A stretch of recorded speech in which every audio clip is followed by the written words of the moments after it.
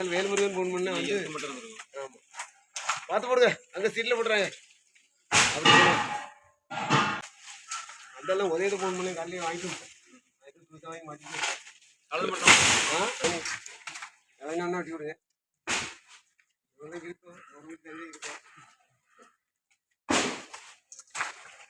வாயும் உடஞ்சி போகும் எவ்வளோ தீ போடுகிறேன் எப்படி பண்ணி விடுவாங்க